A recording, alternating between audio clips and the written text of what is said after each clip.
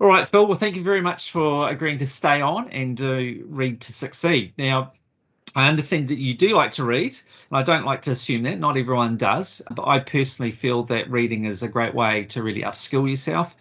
And I'm really keen to hear from you about what books that you have read that have really been influential in your life.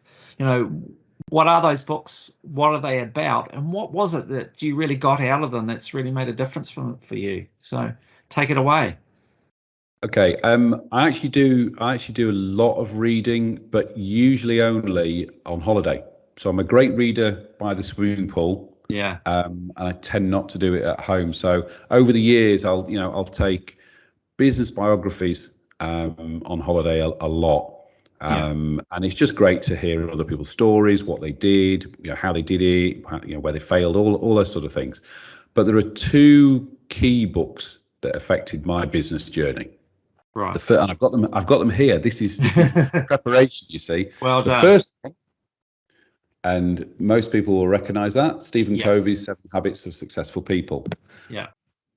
I can't remember when I first read that book, and I can't remember who gave it to me. But I read it quite a few years ago, and put it down, left it, carried on with my career, and then picked it up again a few years later and started reading it again. And as I was reading it, I realized I was actually doing, without almost realizing it, I was doing a lot of the stuff that was in it. So the first time I'd read it, it had obviously seeped in.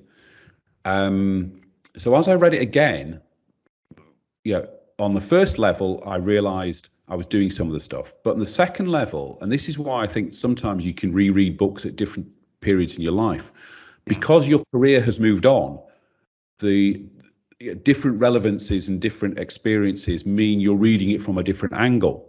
Yeah.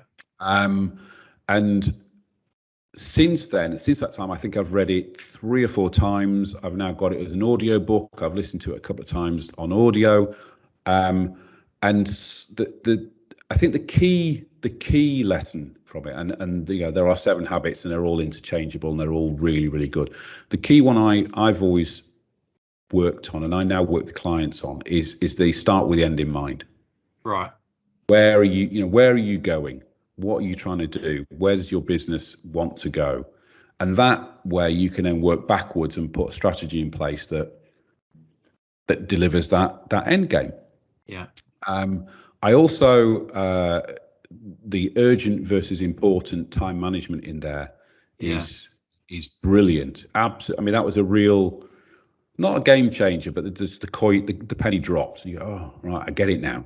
Yeah. And actually, what I've done is I've actually created my own system of urgent versus important, where instead of doing it in quadrants, I point score things.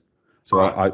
I'm one of those people who writes a whole list of all my jobs I've got to do, and then what I'll do is I'll score them 1 to 5 on urgency, and I'll score them 1 to 5 on importance, and then add the points together. Right. And you then get a rough total of what's urgent and important, et cetera, and then you just put numerical order and it works. So all it means is you're working on the things at the top of the list, not the things at the bottom of the list, or the things you want to do that are the nice, easy ones. Yeah. And then obviously within there, there's the sharpen the tool idea, which then leads back into the reading and rereading and learning and all that sort of stuff. So and even things like win-win, which again is a pretty basic concept, but unless you've got it at the forefront of your mind, it's very easy to fall into that win-lose totally mindset. And thank God he's gone, but Trump was a great win-lose person. There always had to be a loser. He had to be the winner, and there had to be a loser. There was never win-win. Yeah. And again, brilliant concept. So that book, and I recommend that book to all my clients now. Having talking about it now, I might reread it again next week.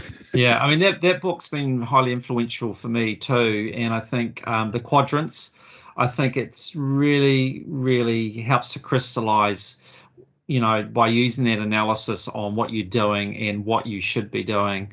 I've actually developed just a little program that people can go onto my website and do for free, just to get them to actually analyze what they're doing with their time.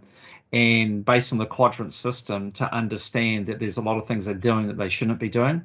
Because I have a belief that, and I'm guilty of it too, is that a lot of people out there get comfort in feeling that they're busy.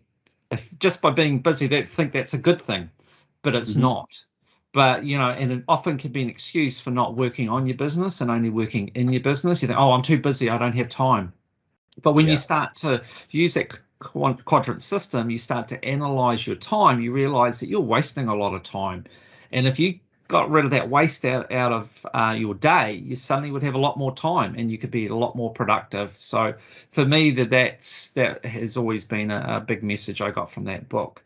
It would be really interesting. Someone told me that he actually recorded the audio, or there is a version of the audio that's his voice, and I'd be really interested to listen to that, actually, given he wrote the book, and just to hear him deliver that book. I think that would put a different perspective on it for me. So I can share that with you because I have a copy of it.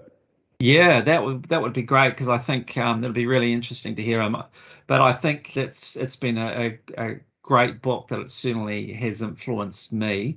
And like you said, I think it's good for us to maybe reread them, and I probably need to reread it because I'm sure there's a few things I need to improve on.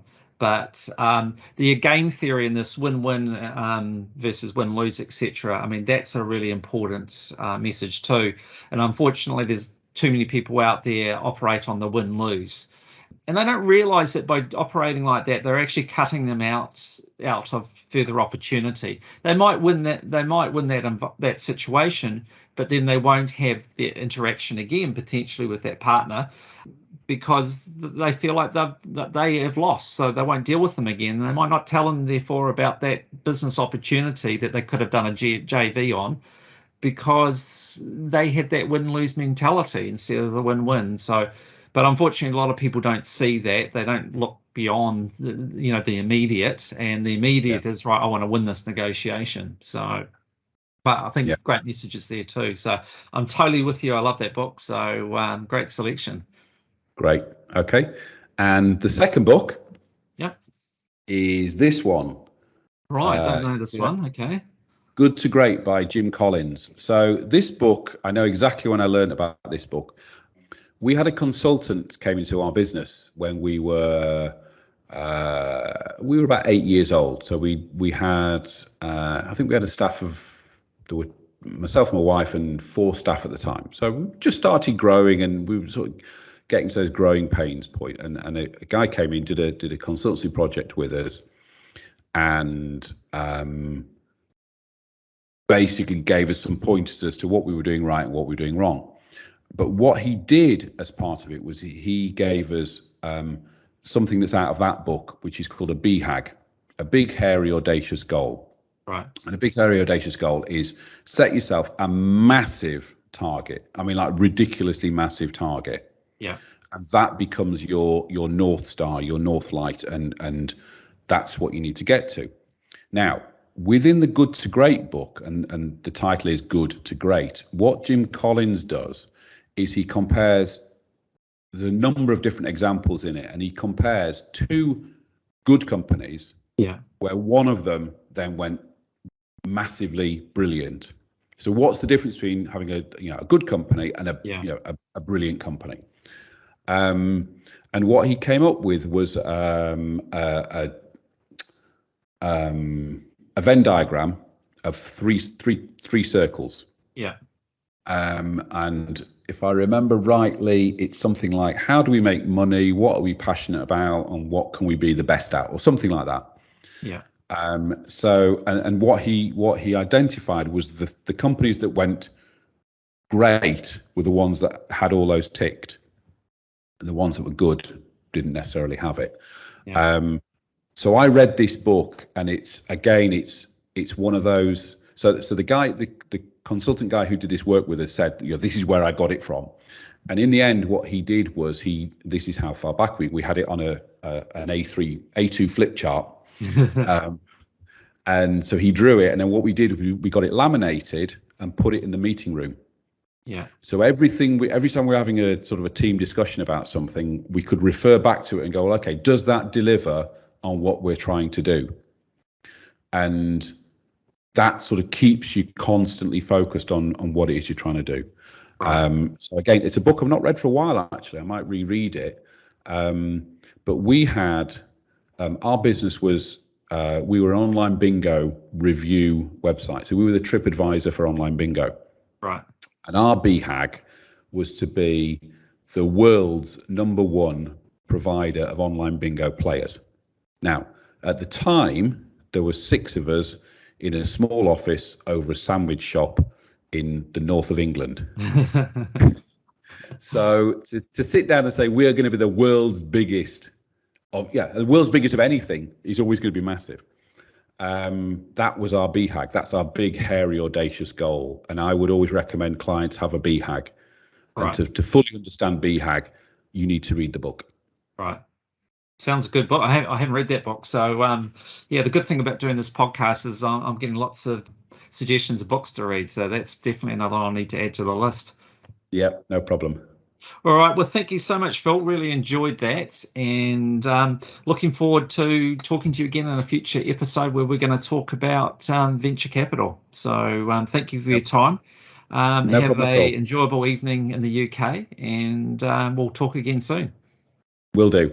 All right. Thank you. Thanks for having me on. Cheers, Paul.